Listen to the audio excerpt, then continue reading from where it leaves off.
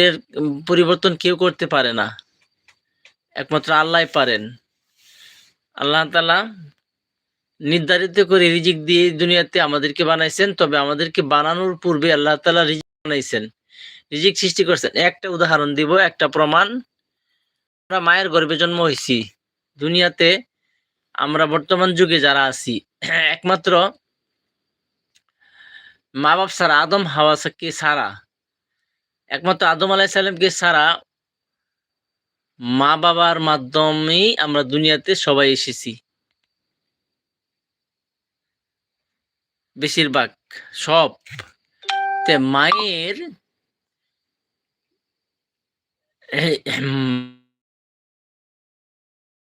আমি আর আপনার জন্ম হয়েছি, এই মাকে যখন আল্লাহ তাআলা বানাইছিলেন, মাকে যখন আল্লাহ তাআলা সৃষ্টি করছেন আমার মার বিয়ার আগেই, আমার মার আমরা যে জন্ম হয়েছি যে মায়ের উদরে, সেই মাকে সৃষ্টি করে আল্লাহ তাআলা যখন আমার রিজিক বানিয়ে দিয়েছিলেন, আমাদের রিজিক আল্লাহ তাআলা আমাদের সৃষ্টির পূর্বে বানিয়ে দিয়েছেন।